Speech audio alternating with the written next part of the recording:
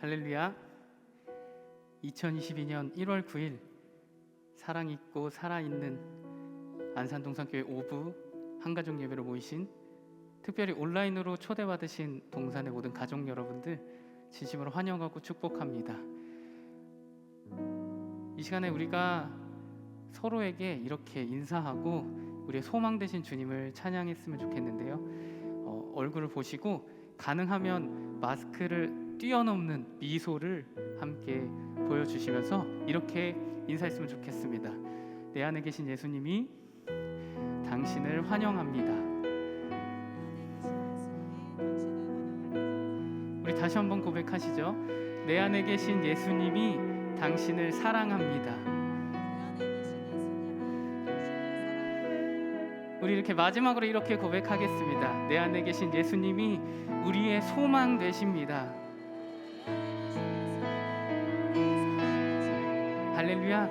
우리가 예수님의 소망 되심을 기억하고 우리가 그 소망을 힘입어서 우리가 주님의 뜻 가운데 나아갈 수 있습니다. 우리가 그 소망 되신 주님을 기쁨으로 찬양하며 나아가겠습니다.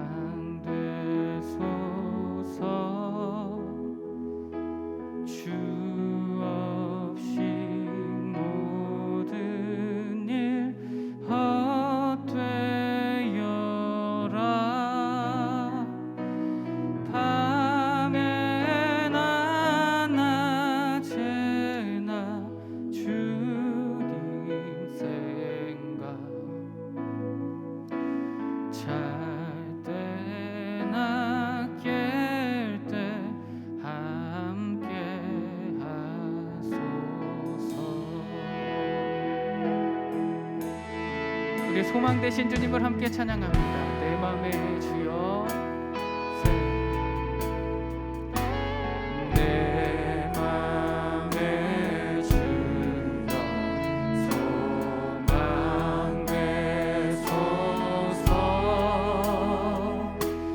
주 없이 모든 일 헛되어라.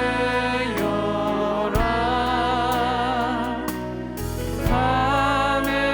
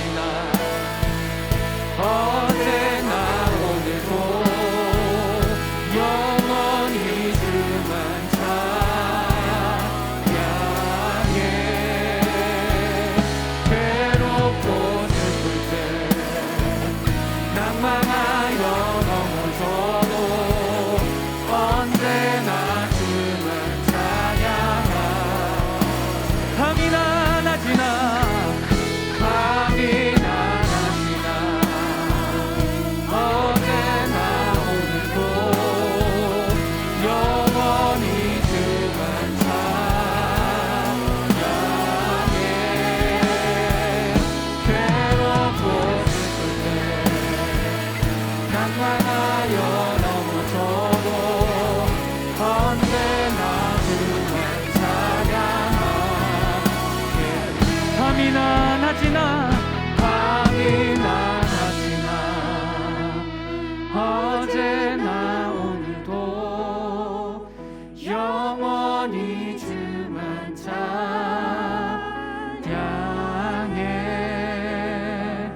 괴롭고 슬플 때 낭만하여 넘어져도 언제나 주만 찬양하게. 할렐루야. 우리의 유일한 소망 되신 주님, 우리가 밤이나 낮이나 주님을 찬양하겠습니다. 우리의 찬양을 받아 주시옵소서. 우리 영광 받으실 주님께 감사의 박수 치면서 우리 기쁨으로 찬양 나아갑니다.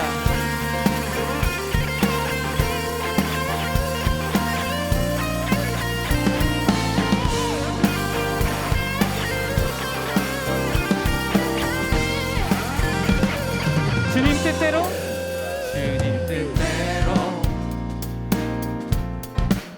살기로 했네. 주님 뜻대로 살기로 했네. 주님 뜻대로 살기로 했네.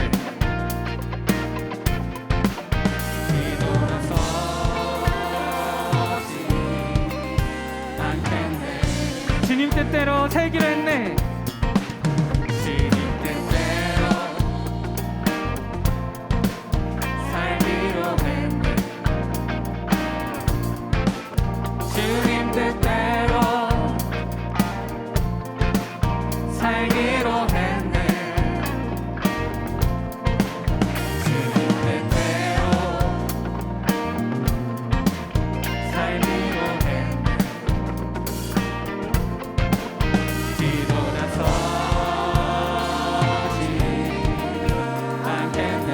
뒤돌아서지 않겠네. 뒤돌아서지 않겠네. 어떠한 시련이 와도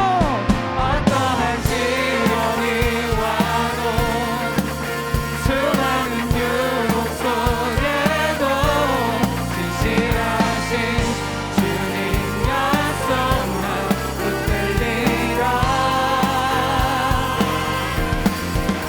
세상이 이해 못하고 우리를 조롱하여도 진실하신 주님 약속 난 붙들리라. 그도 돌아서지 않으리. 우리 2절로 함께 찬양합니다. 이 세상 사람 날 몰라줘도, 이 세상 사람 날 몰라줘도, 이 세상 사람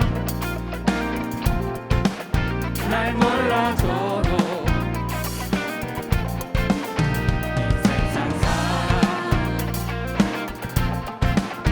날 몰라줘도 뒤돌아서지 않겠네. 뒤돌아서지 않겠네. 세상 등지고 십자가 보내. 세상 등지고 십자가 보내. 세상 등지고 십자가 보내. 세상 등지고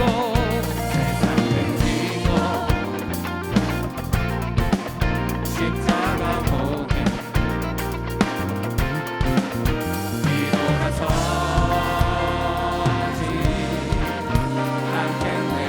뒤돌아서지 않겠네. 뒤돌아서지 않겠네.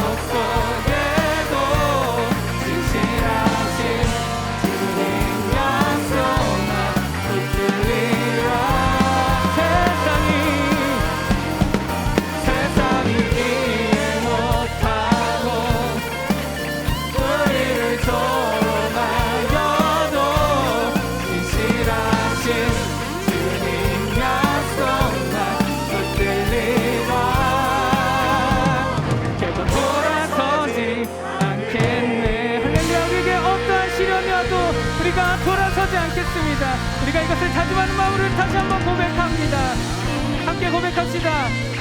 어떠한 시련이 와도 수많은 유혹 속에도 수많은 유혹 속에도 신실하신 주님 약속 나 붙들리라. 세상이 이해 못하고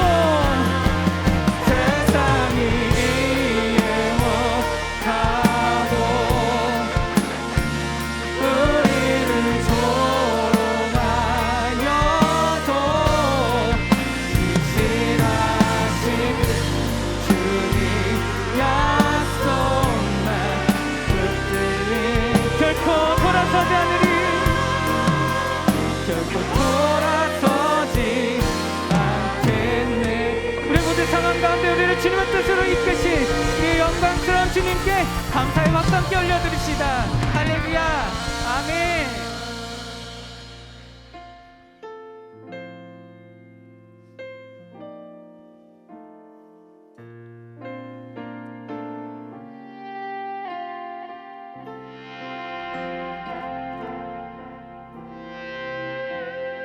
예수 나를 오라 하네. 예수 나를 오라 하네. 예수 나를 오라 하네. 어디든지 주를 따라 주와 같이 가려. 예수 나를 오라 하네. 예수 나를 오라 하네. 예수 나를 오라 하네. 어디든지 주를 따라 주와 같이 가려네. 주의 인도하심 따라 주의 인도하심 따라 어디든지 주를 따라 주와 같이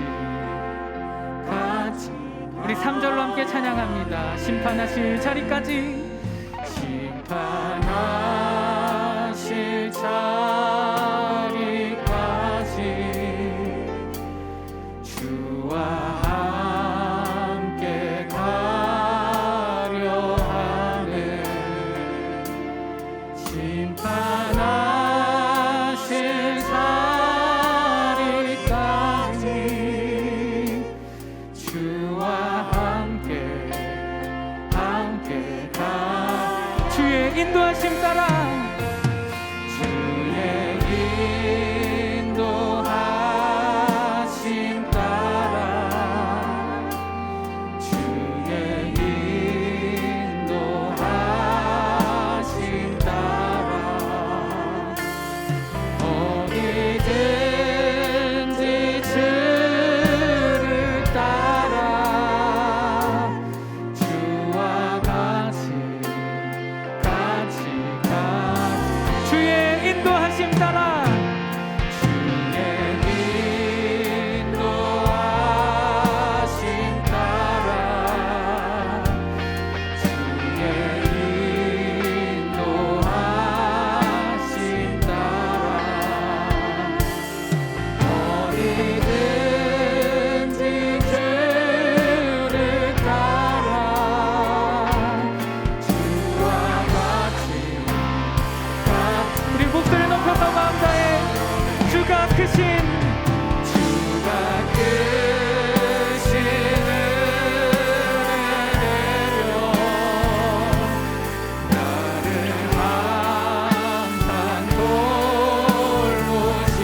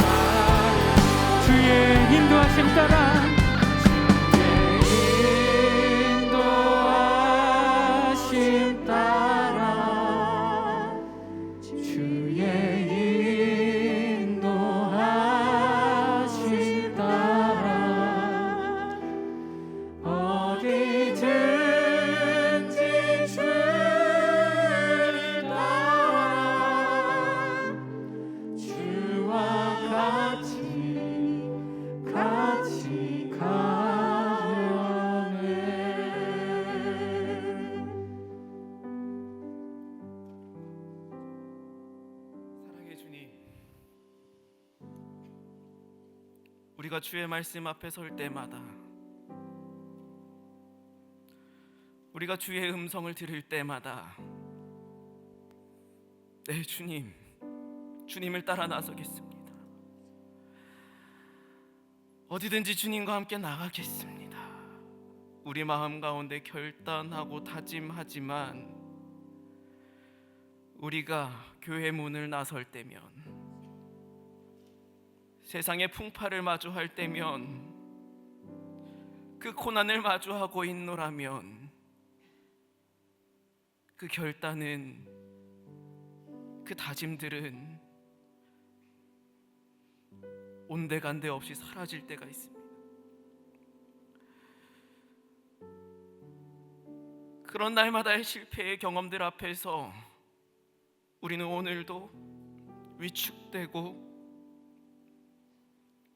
자신감을 잃어갑니다. 감히 하나님 앞에 설 수 없을 것 같고, 감히 하나님 앞에 낯을 들이밀 면목이 없어 우리는 여호와의 얼굴을 피합니다. 위로의 주님, 이 시간 주님의 위로하심을 구합니다. 하나님의 긍휼을 구합니다.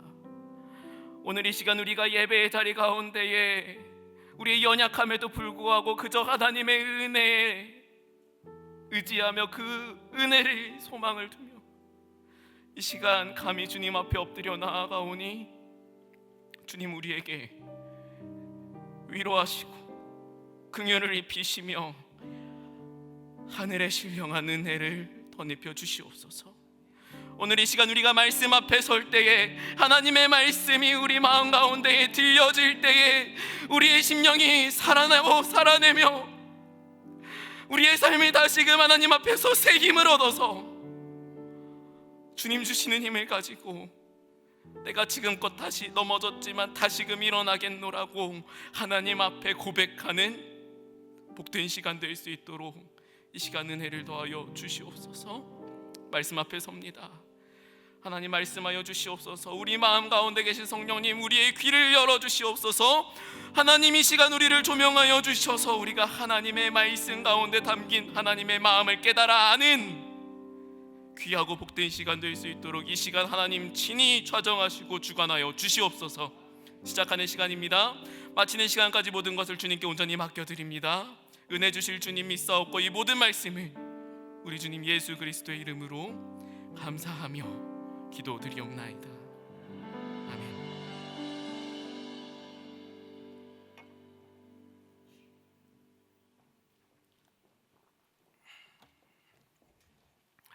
할렐루야, 반갑습니다. 이렇게 저녁 시간에 오부 한가족 예배에 하나님 은혜를 사모하며 오신 우리 동산의 가족 모두를 주님의 이름으로 환영하고 축복합니다.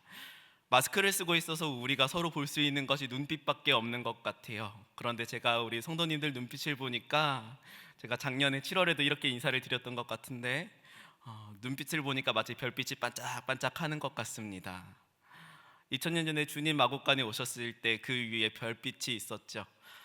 오늘 우리 성도님들의 눈에 별빛이 반짝반짝하는 것처럼 우리 성도님들의 마음 가운데에 하나님의 놀라우신 임재가 가득 채워지는 귀하고 복된 시간 될 수 있기를 주님의 이름으로 소원하고 축복합니다.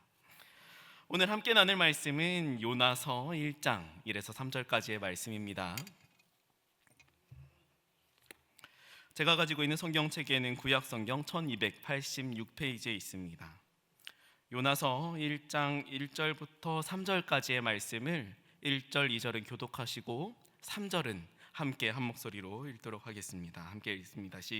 제가 먼저 읽겠습니다. 여호와의 말씀이 아미떼의 아들 요나에게 임하니라. 이르시되 너는 일어나 저 큰 성읍 니느웨로 가서 그것을 향하여 외치라. 그 악독이 내 앞에 상달되었음이니라 하시니라. 함께 읽습니다. 시작. 그러나 요나가 여호와의 얼굴을 피하려고 일어나 다시스로 도망하려 하여 욥바로 내려갔더니 마침 다시스로 가는 배를 만난지라. 여호와의 얼굴을 피하여 그들과 함께 다시스로 가려고 뱃삭을 주고 배에 올랐더라. 아멘. 제가 사진 한 장을 보여드리면서 오늘 말씀을 좀 시작을 해보려고 합니다. 이 사진은 야파 혹은 자파라고 불리우는 항구입니다. 이스라엘의 중심 도시인 텔아비브 남쪽에 위치한 작은 항구인데요. 역사가 굉장히 오래된 항구예요. 이 항구 어귀에서 이렇게 청록빛 바다, 지중해인데요. 지중해 바다를 보고 있노라면 당장이라도 막 떠나고 싶은, 여행을 떠나고 싶은 그런 마음이 드는 곳이죠. 이것이 바로 오늘 말씀의 배경이 되는 욥바입니다. 구약에서는 욥바가 4번 등장합니다. 한 번은 경계를 나타내는 지명으로 등장을 하고요. 또 한 번은 우리가 함께 읽은 이 요나서에서 등장하고요. 그리고 2번은 솔로몬이 성전을 지을 때, 그리고 성전이 재건될 때 레바논에서의 백향목이 이스라엘에 들어오는 항구로 등장을 하고 있습니다. 이렇듯 고대부터 욥바는 지중해 곳곳의 도시들과 연결되어 있는 국제항이었습니다. 그리고 약 2800년 전 바로 이 항구에서 요나는 배에 오릅니다. 우리 3절 말씀을 다시 한번 읽어보겠습니다. 시작. 그러나 요나가 여호와의 얼굴을 피하려고 일어나 다시스로 도망하려 하여 욥바로 내려갔더니 마침 다시스로 가는 배를 만난지라. 여호와의 얼굴을 피하여 그들과 함께 다시스로 가려고 뱃삭을 주고 배에 올랐더라. 아멘. 요나가 욥바에서 배를 타고 떠나게 된 행선지는 다시스라는 곳이었습니다. 성경에 다시스라고 표시된 곳이 실제로 어느 지역인지 확실치는 않습니다. 여러 후보들이 있는데 가장 강력한 후보지는 기원전 12세기부터 기원전 5세기까지 스페인 남부 지역에 있던, 지금은 현재 세비야, 스페인 세비야 지역에 위치하고 있는 타르테수스 왕국입니다. 지도를 준비했는데요. 이 타르테수스 왕국은 지금 지도에서 보이는 우측에 빨간색으로 표시되어 있는 곳이 바로 타르테수스 왕국입니다. 지중해의 길목에서 중개무역으로 엄청난 부를 축적했던 왕국이었어요. 심지어 이 타르테수스 왕국은 욥바에서 3000km 이상 떨어져 있는 곳이었습니다. 예루살렘에서 니느웨까지의 거리가 900km가량이 돼요. 니느웨보다 3배 이상이나 멀고 또 아수르의 영향력도 거의 미치지 않았을 곳, 바로 타르테수스 왕국입니다.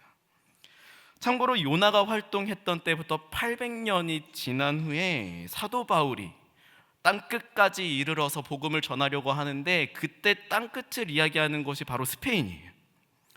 이를 볼 때에 타르테수스 왕국은 요나가 갈 수 있는 가장 먼 곳이었을 겁니다. 즉 요나는 여호와의 얼굴을 피해 자신이 갈 수 있는 가장 먼 곳, 땅끝으로 향하려고 했던 것이죠. 이를 위해서 요나는 상당한 양의 뱃삭을 지불을 했을 겁니다. 몇몇 유대인 주석가들은 우리가 함께 읽은 이 3절에서 뱃삭을 주었다라는 이 표현이 다시스까지 갈 수 있는 배 전체를 대여했다, 전세했다, 이렇게 해석하기도 합니다. 만약에 그 설명이 맞다면 배를 빌리고 또 선원을 고용해서까지 막대한 비용을 들여서까지 지금 요나는 땅끝으로 향하고 있는 거예요. 혹 그것이 아닐지라도 한번 생각을 해보십시오. 2800년 전입니다. 지금으로부터 3000km가 넘는 백길을, 그 당시에 1년이 넘을 수도 있는 백길을 지금 떠나는 거예요. 그 여비가 얼마나 될지 상상할 수 없습니다. 도대체 무엇 때문에 이렇게 막대한 비용과 또 막대한 시간을 들여서 지금 요나는 여호와의 얼굴을 피해 도망치고 있습니까? 우리 2절 말씀을 함께 읽어보겠습니다. 2절입니다. 시작. 너는 일어나 저 큰 성읍 니느웨로 가서 그것을 향하여 외치라. 그 악독이 내 앞에 상달되었음이니라 하시니라. 아멘. 하나님의 말씀이 선지자 요나에게 들려집니다. 우리 한글 번역에는 이 명령의 긴급함이 사실 잘 느껴지지는 않아요. 하지만 원어의 뉘앙스를 보면은 조금 다릅니다. 원어의 느낌을 정말 제대로 살려서 번역을 하면 너는 지금 당장 가라, 니느웨로. 이렇게 긴급하게 하나님 명령하고 계세요. 이렇게 긴급하게 하나님의 명령이 요나에게 주어졌는데, 이 요나는 앞서 읽은 3절의 말씀처럼 막대한 비용을 들여서 또 막대한 시간을 들여서 자신이 갈 수 있는 가장 먼 곳으로 지금 도망치고 있는 겁니다. 왜 그는 이처럼 도망치고 있습니까? 하나님의 명령이 너무 긴급한 것이어서 그에게 시간이 조금 필요해서 그랬을까요? 하나님, 잠시만요. 제가 생각할 시간이 좀 필요합니다. 잠시만 시간을 주시겠어요? 이런 마음으로 도망쳤을까요? 우리는 요나서를 읽으면서 요나가 굉장히 유치한, 뭔가 이렇게 좀 부족한 선지자처럼 생각합니다. 요나서에 등장하는 요나의 모습이 그렇게 대단해 보이지는 않습니다. 그럴 수 있죠. 우리가 요나에 대해서 알 수 있는 정보 자체가 사실 너무 적습니다. 요나서에만 등장하는 요나의 모습들을 보면 뭐 이런 선지자가 있나 우리가 이렇게 이야기할 수 있을 거예요. 유치하고 어리석고 삐딱하고 부족하고 뭔가 나사 하나 빠진 것 같은, 우리가 부정적으로 표현할 수 있는 온갖 단어들 다 갖다 붙여도 어울릴 것 같은 선지자가 바로 요나입니다. 그런데 누군가가 저에게 이 요나가 정말 그렇게 부족한 사람으로 치부할 수 있는 선지자인가 물어본다면 저는 단언코 아니라고 대답할 겁니다. 그 증거가 성경에 있어요. 열왕기하 14장 25절 말씀입니다. 제가 읽어드리겠습니다. 이스라엘의 하나님 여호와께서 그의 종 가드 헤벨 아밋떼의 아들 선지자 요나를 통하여 하신 말씀과 같이 여로보암이 이스라엘 영토를 회복하되 하맛 어귀에서부터 아라바 바다까지 하였으니. 아멘. 사실 구약에서 요나서를 제외하고 유일하게 요나를 언급하는 구절이 바로 방금 읽어드린 열왕기하 14장 25절 말씀입니다. 짧은 한 절이어서 이것이 얼마나 대단한 일인지 우리는 그냥 스쳐 지나가기 쉽습니다. 그런데 이 당시의 역사 속에서 이 일은 굉장한 일이었습니다. 사실 성경에서 아수르가 처음 등장하는 것은 열왕기하 15장인데요. 여로보암 사후에 므나헴이라는 이스라엘 왕이 다스릴 때, 그때 아수르가 처음 등장합니다. 성경에서는요. 그런데 이미 그 이전부터 아수르가 이스라엘에 굉장한 영향력을 끼치고 있다는 것이 고고학적인 발굴을 통해 발견이 됐습니다. 제가 사진 하나를 더 준비했는데요. 제가 지금 보여드리고 있는 이 사진은 이라크에서 발견된 아수르의 비문입니다. 이 비석의 한 면이 여로보암 2세 직전에 이스라엘의 왕이었던 예후라는 사람이 있는데, 그 예후가 아수르의 왕에게 조공을 바쳤다라는 내용이 그림과 글로 기록되어 있습니다. 아수르는 가까운 지역에 있는 지방들은 직접 통치했지만 조금 원거리에 있는 지방은 조공을 받는 형태로 제후국으로 다스리고 통치하는 그런 형태로 영향력을 끼쳤어요. 그런데 여로보암 2세가 왕으로 다스리던 시절에 아수르의 영향력 가운데 있던 그 상당한 지역의 영토들을 회복했다라는 겁니다.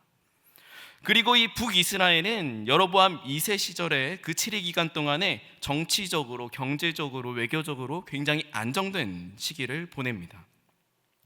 그 중심에 있었던 선지자, 그가 바로 아밋떼의 아들 요나입니다. 아수르에게 조공을 바쳤던 그런 이스라엘이 요나에게 임한 하나님의 말씀을 가지고 이스라엘의 영토를 회복하고 나라가 부강하여졌다. 그런 이스라엘 백성들에게 요나의 입지는 어떠했을까요? 적어도 우리가 생각하는 그런 어설프고 모자란 선지자는 아니었을 것 같습니다. 아니, 어쩌면 우리가 생각하는 것 이상일 수도 있어요. 나라를 구한 구국의 선지자, 멋지지 않습니까? 이것만으로도 사실 요나는 무시할 수 없는 사람입니다. 그런데 성경에 기록된 것은 아니지만 유대인 랍비들 사이에 전해져 내려오는 그 전승에 의하면 요나는 더 대단한 사람이에요. 열왕기하 9장을 보면 엘리사 선지자가 제자를 보내서 예후를 왕으로 삼는 기사가 등장합니다. 그리고 그 제자는 예후를 향해서 하나님의 말씀을 전하는데, 예후는 그 말을 듣고 놀라운 일들을 행합니다. 이세벨 왕비와 아합의 아들들을 처단합니다. 그리고 바알의 선지자들을 죽이고 바알의 목상과 신당들을 모두 허물어 버립니다. 유대인 랍비들은 여기에서 이 엘리사의 제자라고 표현되어 있는 사람이 소년이었던 요나였을 것이라고 이야기를 합니다. 물론 엘리사에게 임한 하나님의 예언을 전한 것뿐이겠지만 만약에 정말 만에 하나 유대 랍비들의 해석이 정말 사실이라면 아마 이 요나의 명성은 이스라엘 전역에 가득했을 겁니다. 요나는요, 우리가 무시할 수 있는 그런 선지자가 아닙니다. 유대인 랍비들의 그 전승이 사실이든 아니든 확실한 것 한 가지는 있어요. 그 시기를 보았을 때 확실한 것 한 가지는 있습니다. 요나가 여호와께 배척하고 선지자들을 핍박했던 그 아합의 집이 하나님의 말씀으로 말미암아 완전히 멸망하는 것을 그는 보았을 거예요. 하나님의 말씀이 그대로 실현되는 것을 그는 보았을 겁니다. 또한 자신에게 임했던 그 하나님의 말씀대로 이스라엘 땅이 회복되는 것을 그는 보았어요. 그 사이에 어쩌면 요나는 이스라엘 사람들 사이에서 명망 있는 선지자로 회자되었을지도 모릅니다. 나라를 구한 선지자, 하나님의 대적을 처단한 선지자, 엘리사를 이을 선지자로 말이죠. 그런 요나에게 지금 하나님께서 말씀하시는 겁니다. 지금 당장 니느웨로 가라. 이제 요나의 입장에서 한번 생각을 해보시죠. 요나에게 니느웨는 어떤 곳이었을까요? 불확실한 곳입니다. 이스라엘에서의 명예, 명망, 업적, 그 모든 인정받았던 것들을 다 버리고 불확실한 니느웨로 가야 되는 거예요. 제가 앞서서 이스라엘이 아수르의 영향력을 잠시 벗어나서 영토를 수복하는 일이 일어났다고 말씀을 드렸는데, 이것이 하나님의 말씀이 이루어진 것이기도 하지만 또한 동시에 이 일이 가능했던 역사적인 이유가 있습니다. 물론 저는 이 일이 역사 가운데 하나님께서 친히 간섭하셔서 섭리하신 일이라고 저는 믿습니다. 이 당시에 아수르는 극심한 정치적 불안이 있었습니다. 제국의 영향력이 영토 끝에까지 미치지 못하는 상황이었어요. 대개 이런 시기에는 모든 것이 불안합니다. 확실한 것이 아무것도 없어요. 어쩌면 요나는 그런 사실을 알고 있었을 수도 있습니다. 얼마 전에 아프가니스탄의 탈레반이 기존 정부를 정복시키면서 엄청난 정치적 불안이 야기되었던 것을 우리가 기억하고 있습니다. 그때 아프가니스탄 사람들 중에서 우리나라에 기여했던 분을 모시고 오는 작전을 굉장히 극비리에 진행을 했던 것을 우리가 다 기억하고 있습니다. 왜 그랬습니까? 그 당시에 아프가니스탄의 상황이 매우 불안정했기 때문입니다. 정치적 불안이 있는 이 나라에 간다라는 것, 그것이 얼마나 위험한 일인지 우리는 잘 알고 있습니다. 어쩌면 니느웨가 그런 곳일 수도 있었다는 거예요. 요나는 이스라엘에서 모든 명예와 업적과 안전함을 버리고 니느웨로 떠나야 했습니다. 우리 중에 누군가에게 하나님 갑자기 말씀하셔서 우리가 알고 있는 어떤 극도로 불안정한 나라에 지금 당장 떠나라고 말씀한다면 우리 중에 그 누가 순종할 수 있겠습니까? 지금 당장 짐을 쌀 것도 없이 공항으로 떠나서 그 나라로 가라라고 하나님 말씀하신다면 여러분 지금 당장 공항으로 떠날 자신이 있으십니까? 만약에 그럴 수 있다면 우리가 요나 우습게 보아도 됩니다. 괜찮습니다. 그런데 사실 우리 중에 그 누구도 쉽게 결정할 수 없습니다. 요나가 우습게 볼 만한 선지자입니까? 그럴 수 없다라는 거예요.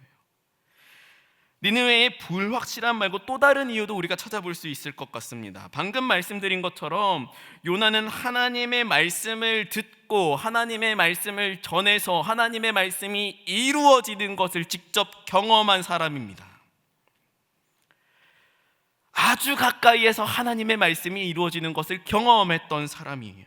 바꿔 말하면 이게 무슨 말이냐면 요나는 하나님을 잘 아는 사람이었어요. 그런 그에게 하나님께서 말씀하십니다. 적국의 멸망을, 적국의 심판을 적국의 심장부에서 외치라는 겁니다. 만약에 일제강점기에 도쿄 한복판에서 누군가가 대한독립 만세를 외친다면 우리는 그를 조국의 의사라고 이야기를 할 겁니다. 이미 이스라엘에서 명성을 얻고 있는 신진 선지자, 그가 니느웨에서 하나님의 심판을 외친다. 어쩌면 그 결과와는 상관없이 그 행동만으로도 이스라엘 사람들에게 이야, 저 선지자가 진짜 조국을 위하는 선지자구나 칭송받고 평가받았을지도 모릅니다. 명성이라는 측면에서 니느웨를 가는 것 마다할 이유가 없을 수 있죠. 하지만 요나는요, 적극적으로 자기의 모든 인생과 자신의 모든 재산을 다 쏟아부으면서 지금 도망치고 있어요. 그 하나님의 부르심을 거부합니다. 저는 그 이유가 니느웨가 불확실한 안전을 보장할 수 있는 적국이기도 하지만 또한 동시에 요나가 하나님에 대해서 너무 잘 알고 있었기 때문에 그래서 거부했을 거라고 생각합니다. 내가 멸망을 선포해서 멸망이 이루어지면 명망 있는 선교자, 능력 있는 선지자죠. 근데 요나는 하나님을 너무 잘 알았다는 거예요. 하나님께서 자신을 니느웨로 보내는 그 목적이 아수르를 멸망시키기 위함이 아니라 그들을 회개케 하기 위함이라는 것을 요나는 알았을 거예요. 그리고 하나님은 그들에게 인자와 자비를 베풀 것이라는 그 사실을 요나는 이미 알았습니다. 요나 입장에서는 적국에게 구원을 베푸는, 우리 속담에서 말하는 것처럼 떡 쏘아서 남 주는 그런 일 하는 것도 사실 마음에 차지 않는데 자기 명성까지 손해봐야 되는 거예요. 내가 예언한 것이 실제로 이루어지지 않으니까요. 그는 결국 하나님을 떠나기로 작정합니다. 그는 도망쳤습니다. 이스라엘에서 3,000km 떨어져 있는 타르테수스 왕국으로 다시스로 긴 항해길을 올랐습니다. 아마 이렇게 생각했을 수도 있습니다. 아마 그곳에서 요나는 자유할 수도 있었을 거예요. 선지자라는 그 무거운 옷을 벗었을 수도 있습니다. 명성과 영광은 없었을지라도 새로 시작할 수 있을 거라고 생각했을지도 모릅니다. 적어도 성경 안에서 요나는 지금까지 실패한 경험이 없어요. 하는 말마다 그대로 다 이루어졌습니다. 심지어 그는 이스라엘에서 가장 존경받는 선지자 중에 한 사람인 엘리사의 제자였다고 유대인들은 이야기합니다. 얼마나 자신감에 충만했을까요? 요나는 생각했을 겁니다. 난 할 수 있어. 다시 시작하면 돼. 내 한순간의 명예, 명성, 내 영광, 내 업적 다 뒤로 하고 떠나겠지만 내 손으로 내가 쌓은 업적을 내가 무너뜨리느니 차라리 아무도 모르는 곳에서 다시 시작할 거야. 오늘 주보에 나온 설교의 제목은 부르심에 어떻게 반응할 것인가입니다. 하지만 우리는 이 요나의 이야기를 통해서 우리가 왜 부르심에 반응하지 못하는가, 그 이유를 발견하게 되는 것 같습니다. 우리 역시도 매 순간 부르심을 받는 사람들이에요. 우리가 택함 받은 족속이요, 왕같은 제사장이요, 거룩한 나라요, 소유된 백성이라면, 그렇다면 우리에게 주어진 사명은 무엇입니까? 너희를 어두운 데서 불러내어 그의 기이한 빛에 들어가게 하신 이의 아름다운 덕을 선포하는 것, 이것이 바로 우리에게 주어진 하나님의 사명입니다. 내가 너희를 사랑한 것 같이 너희도 서로 사랑하라 하신 것, 이것이 우리가 지켜야 되는 계명입니다. 그 사랑을 가지고 땅 끝까지 이르러 주의 증인 되는 것, 이것이 우리의 부르심입니다. 우리의 삶 속에서 우리는 이러한 선교적 명령을 가지고 살아가야 해요. 그런데 우리가 그 부르심에 늘 합당한 삶을 살아내고 있습니까? 우리가 사랑하기 위해서 나를 희생하고 손해보고 헌신해야 하는데 순간순간 우리의 일상 속에서 우리는 그 부르심을 따라 살아가지 못합니다. 이유가 무엇입니까? 그 명령이 너무 어려워서입니까? 실현할 수 없는 부르심이기 때문에 우리가 그 부르심을 거부하는 겁니까? 순종하지 못하는 겁니까? 아니요. 어려워서도 아니고 불가능해서도 아니에요. 우리가 부르심에 응답하지 못하는 이유가 무엇이냐면 우리 마음속에 우리가 스스로 무너뜨리기 싫은 가치들이 있기 때문에. 누구에게나 그 가치들은 다 다를 거예요. 누군가에게는 그것이 돈일 수도 있고요, 그것이 권력일 수도 있습니다. 권력 이야기하면 이런 이야기들 하시는 분들이 혹 계실지 모르겠어요. 나는 아무런 힘이 없는데요. 내가 누군가에게 영향력을 끼치고 있다면 그것이 권력이 됩니다. 내가 누군가에게 어떤 말을 해서 누군가를 움직일 수 있다면 그것은 권력이 됩니다. 그 행동에 내가 혹 도취되어 있다면, 그렇다면 이미 권력에 취해 있는 겁니다. 교회 안에도 권력이 있습니다. 직분이 권력이 될 수 있고, 봉사하는 것이 권력이 될 수 있고, 내가 예배하는 것이 권력이 될 수 있고, 내가 신앙생활하는 것이 나를 자랑하는 것이 되고 누군가를 지시하는 것이 된다면 그것이 권력이 될 수 있습니다. 권력이 우리의 가치가 아니라고 이야기할 수 있는 사람이 있을까요? 권력이 아니더라도 그 가치가 명예일 수도 있습니다. 내 영광, 내 업적일 수도 있습니다. 요나에게는 자신의 안정과 쌓아온 명예, 그리고 이방인을 향한 하나님의 인자를 끝까지 거부하는 선민의식, 이러한 것들이 하나님의 명령을 거부하는 가치들이었습니다. 만약에 내가 지금껏 실패하지 않고 살아왔다고 자부할 수 있는 분이 혹 우리 가운데 있는지 모르겠지만, 그렇다면 더더욱이 지금까지 붙잡아왔던 그 삶의 가치들을 포기하기 싫을 겁니다. 요나처럼요. 요나는 실패하기 싫었고 자신의 업적이 손상되는 것을 인정할 수 없었습니다. 그 화려한 영광의 날들을 그대로 남겨두면 남겨두었지 그 영광을 자신의 실패로 덮고 싶지 않았다라는 말입니다. 우리는 어떻습니까? 우리의 인생의 영광과 화려함을 바라보면서 손에 붙잡고 있는 이 썩어질 가치를 붙잡고 있지는 않습니까?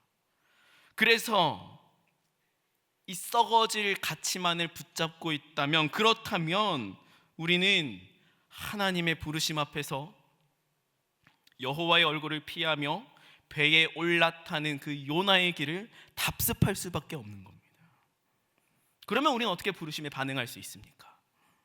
다시 말씀으로 돌아가 보겠습니다. 오늘 말씀의 배경이 되는 곳, 제가 어디라고 이야기 드렸죠? 욥바입니다.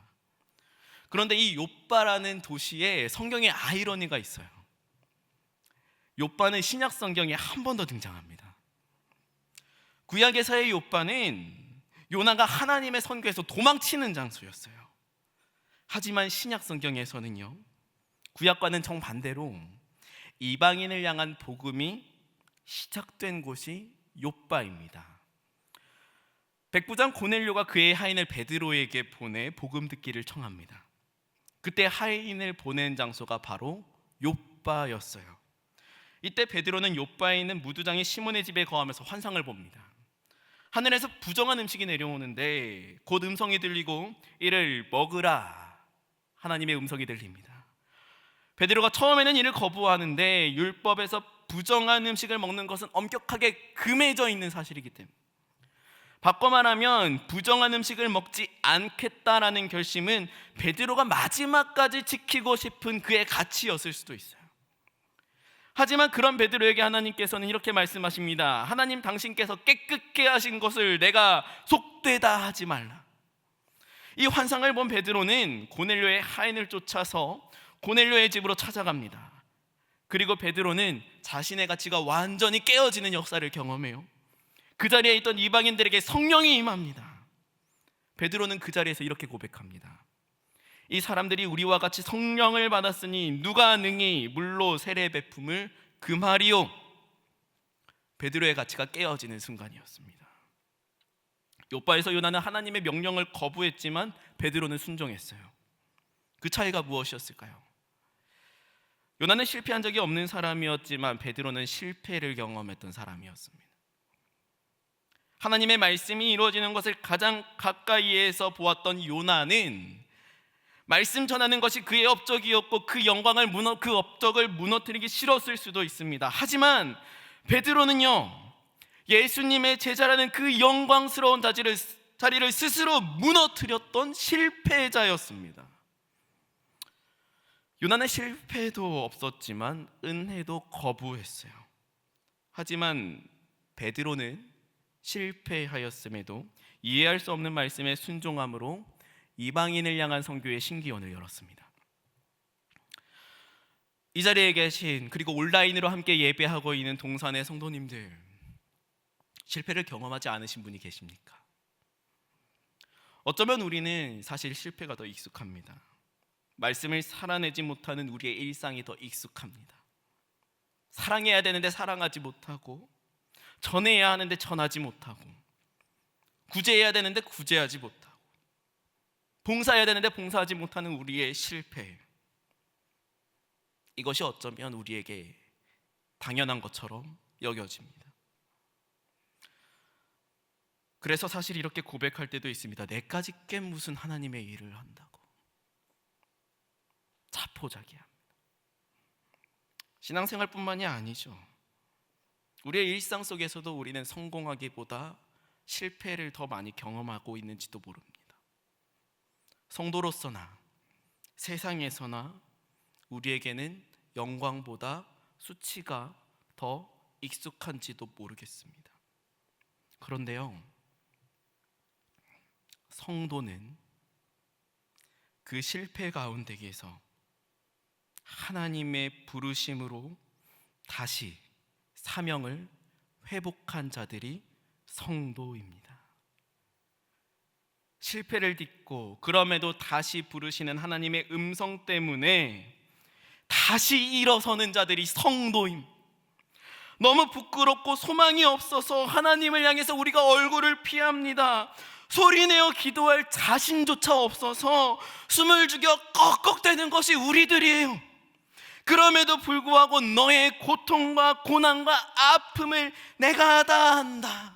성령께서 위로하시고 말할 수 없는 탄식으로 우리를 위하여 간구하시니, 그래서 하나님을 사랑하여 그 뜻대로 부르심을 입은 자들이 함께 합력하여 선을 이루어가는 것, 이것이 바울이 이야기하는 성도의 삶이지 않습니까? 우리가 붙잡는 가치가 무엇인지 저는 알지 못합니다. 하지만 썩어질 가치를 우리가 계속 붙잡고 있다면 어쩌면 우리는 영영 부르심에 응답하지 못할 거예요. 하지만 우리가 우리의 연약함, 그 밑바닥 실패의 자리, 다시는 들춰보고 싶지 않은 그 가장 낮은 마음의 자리로 돌아갈 때요, 우리는 그 자리에서 손 내밀어 일으키시는 하나님의 부르심, 그 소명을 다시 발견하게 될 줄로 믿습니다. 우리에게 부르심이 있을 때 가장 밑바닥, 나의 가장 수치의 자리로 돌아가는 것, 저는 이것을 소명자의 겸손이라고 이야기를 할 거예요. 그 자리에서 내가 자격 있는가, 하나님의 부르심에 응답할 자격이 나에게 있는가 스스로 자문할 때에 우리는 당연히 고백할 수밖에 없습니다. 주님, 나는 자격이 없습니다. 실패로 덕지덕지 묻어있는 우리의 인생은 도무지 자랑할 만한 인생이 아닐 수 있어요. 하지만 그 자리에서 우리가 듣게 되는 음성이 있을 겁니다. 내가 너를 불렀으니 너는 일어나 가라. 그 말씀 앞에서 나의 나됨이다 하나님의 은혜임을 고백할 때에 우리는 비로소 하나님의 부르심에 응답하게 될 줄로 믿습니다. 말씀을 맺겠습니다. 사랑하는 성도 여러분, 우리가 들춰내고 싶지 않은 우리의 연약함이 있습니다. 우리의 연약함을 마주하지 않는다면 우리는 순종할 수도 없습니다. 그러나 우리는 손에서 놓지 못하는 썩어질 가치가 아닌 우리의 수치와 연약함을 마주합니다. 보기 싫은 우리의 실패 자리를 다시 바라봅니다.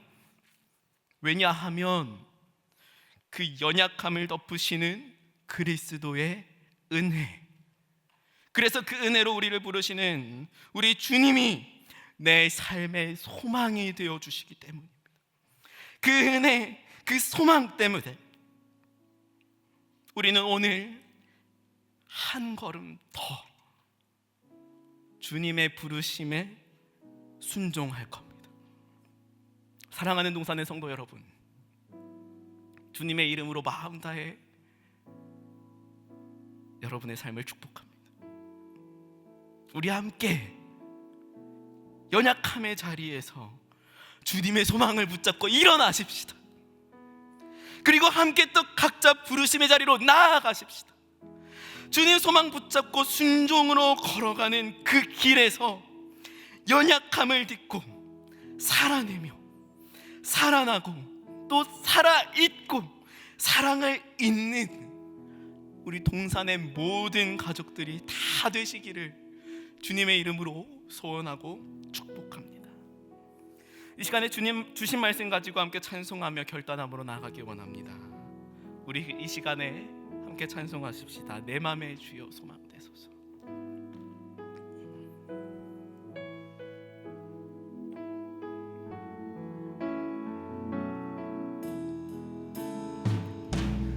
내 맘의 주여 소망되소서.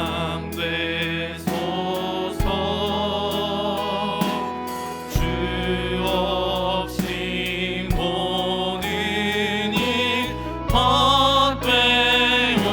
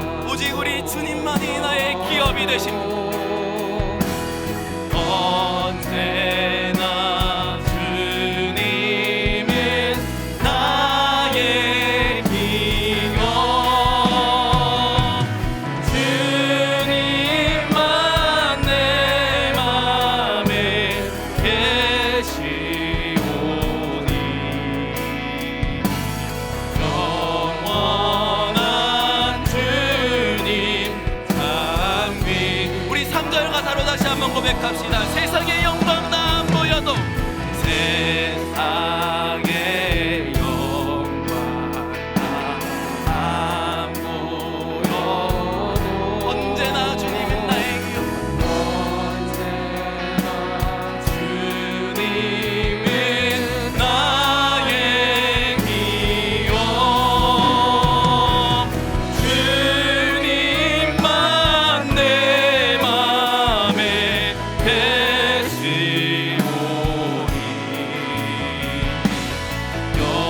영원한 주요 우리에게 승리 주시는 주님을 찬양합니다. 영원한 주님 내 승리의 주 영원한 주님 내 승리의 주 하늘의 기쁨을 주옵소서. 어떠한 고난이 닥쳐와도 어떠한 고난이 닥쳐와도 만유의 주여서 내 주여서 어떠한 고난이 닥쳐와도 어떠한 고난이 닥쳐와도 만유의 주여서 마지막으로 어떠한 고난이 닥쳐와도 주님만 소망되어 주시옵소서. 어떠한 고난이 닥쳐와도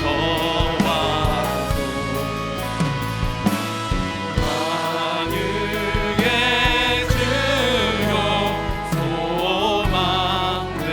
소망되소서.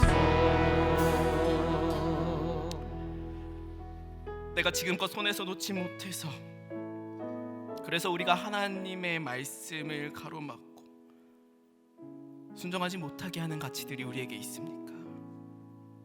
권력입니까? 명예입니까? 가족입니까? 직분입니까? 무엇이 어떤 가치가 우리에게 하나님의 말씀을 가리우고 있습니까? 혹은 내가 그 누구에게도 내비치지 못해 혼자 끙끙 앓고 있는 나의 수치와 연약함이 있습니까? 우리가 이 시간 함께 그 부분들을 하나님께 열어 내비쳤으면 좋겠습니다. 하나님, 내가 내려놓지 못하는 가치들이 있습니다. 썩어질 것인 줄 알면서도 내가 내려놓지 못하는 가치들이 있습니다.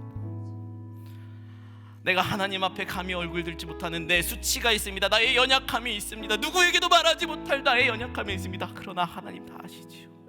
하나님, 이 시간 내가 하나님께 그 모든 것들을 열어 고백합니다. 주님, 나에게 내가 붙잡고 놓지 못하는 이 가치들을 내려놓을 수 있는 용기를 허락하여 주시옵소서. 나의 수치와 연약함을 딛고 일어날 수 있는 새 힘을 허락하여 주시옵소서. 내 자리에서 다시 일어나서 하나님께 소망을 두며 어떠한 고난이 닥쳐와도 주님께만 소망 두겠노라고 고백하며 일어나 순종함으로 나아갈 수 있는 결단을 허락하여 주시옵소서. 이 시간 다 함께 주님 이름 한번 잡고 기도하겠습니다. 주여,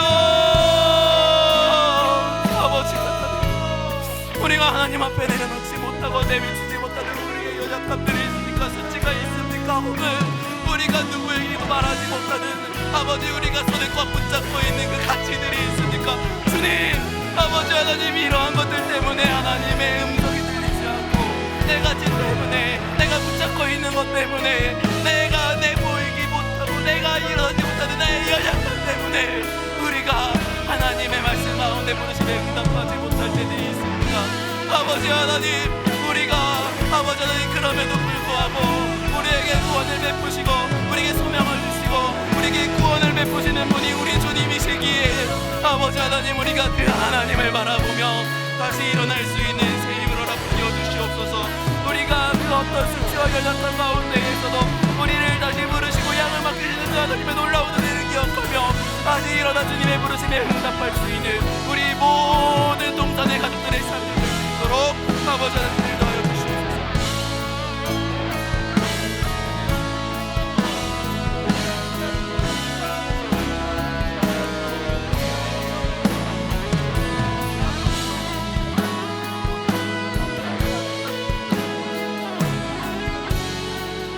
시간에 한 번 더 기도했으면 좋겠습니다. 나의 어떠함이 아니라 그리스도의 은혜에 온전한 소망을 둡니다. 주여 나를 다시 일으켜 주시옵소서. 어떠한 고난과 역경 속에서도 주님의 부르심을 쫓아 순종하는 삶을 살게 하여 주시옵소서. 나의 나 된 것은 다 오로지 하나님의 은혜오니 하나님께만 소망을 둡니다. 나를 일으켜 주시고 순종하는 삶으로 주님 친히 인도하여 주시옵소서. 다시 한번 간절한 마음으로 주님 이름 찾고 기도합니다. 주님 찾습니다. 주여 아버지 하나님, 나의 어떠함이 아니라 오직 그리스도께만 우리의 소망을 둡니다. 오직 우리를 덮으시고 그일로 위로로 덮으시는 예수 그리스도의 그 십자가 보혈에만 소망을 둡니다. 아버지 하나님, 주님 다시 일으켜 주시옵소서. 우리를 다시 일으켜 주시옵소서. 어떠한 고난과 역경 속에서도 세상의 영광이 아니라 오직 주님께서 나의 기업 되심을 기억하며 하나님의 부르심이 무엇인지 우리가 다시 기억하고 그 부르심 앞에 우리가 나아가 순종하는 삶 살아갈 수 있도록 아버지 하나님, 우리의 삶 가운데 은혜를 더해 주시옵소서. 역사하여 주시옵소서. 나의 나 된 것은 다 하나님의 은혜이오니 아버지 하나님, 주님께서 나의 모든 것을 책임져 주실 줄로 믿습니다. 아버지 하나님, 우리가 그 주님 바라보며 나아갑니다. 주님이 코로나의 시대 가운데서 아버지 경제적으로 사회적으로 정치적으로 모든 것이 혼란스러운 이때이오나 우리의 유일한 소망 되신 분 오직 우리 주님이시오니 그 주님 바라보며 나아갈 때에 아버지 하나님, 우리가 이 세상에 어떤 파도가 우리를 향해 몰려오더라도 그럼에도 불구하고 우리가 주의 말씀으로 주의 은혜로 주의 위로로 주의 긍휼로 살아내고 살아나며 살아있고 살아있는 우리 인생을 살아낼 수 있도록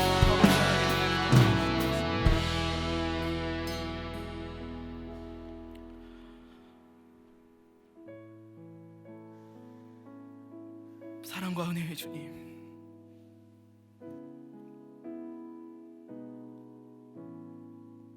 우리의 연약함을, 우리의 부족함을, 우리의 수치를 주님께서 이미 다 감당하신 것을 믿습니다.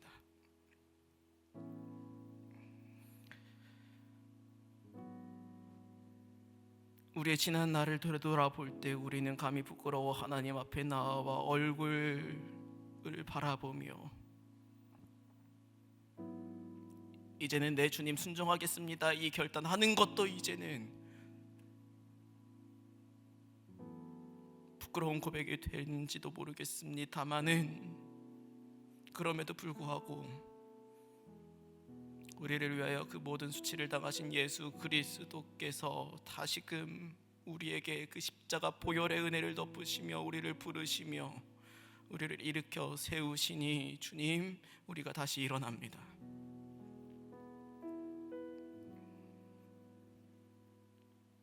우리가 지금까지 붙잡아왔던 세상의 영광이 아니라 주님만이 나의 기업임을 고백하며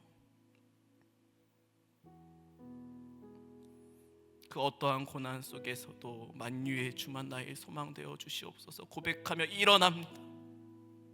주님, 우리에게 일어날 용기를 허락하셨사오니 또한 일어날 힘도 허락하여 주시옵소서. 그리고 일어나 걸어갈 길을 주님 열어주시옵소서. 온갖 어려움과 고난과 고통과 역경의 삶일지라도 우리가 그 좁은 길 걸어갈 때에 하나님께서 그 길을 영광스러운 주의 나라까지 인도하실 것을 믿사오니 주님, 우리가 부르심을 쫓아 살아가는 그 영광스러운 길이 때때로 힘들고 지치겠사오나 기쁨이 가득한 길 되게 하시고 그 기쁨의 길로 우리가 나아갈 때에 우리를 통하여서 우리뿐만이 아니라 온 성도가 우리가 마주하는 모든 이웃들이 함께 살아나고 살아내며 살아있고 사랑있는 통로된 길들이 될 수 있도록 주님께서 그 모든 여정 가운데 함께하여 주시옵소서. 순종함으로 그 길을 떠납니다. 함께 동행하여 주시옵소서.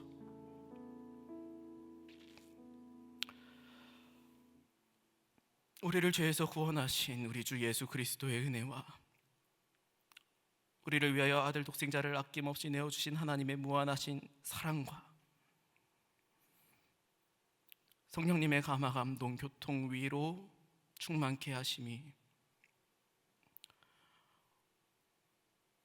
어떠한 역경과 고난 속에서도 어떠한 수치와 연약한 가운데에서도 그 모든 것을 덮으시고 위로하시고 긍휼로 은혜를 입히시며 다시 일어날 힘 주시고 이끌어 가실 주님을 쫓아 나의 소망을 오직 주님께만 두며 다시 순종하겠노라고 결단하는 머리 숙인 동산의 모든 성도들 머리 위에 그 모든 삶의 여정 위에 현장에서 온라인으로 각지에서 예배드리는 동산의 모든 성도들 위해 그리고 또한 주님 주신 사명 가지고 지금도 순종의 길을 걸어가는 모든 주님의 사명자들 소명자들 머리 위에 이제부터 영원까지 함께 있을지어다. 아멘.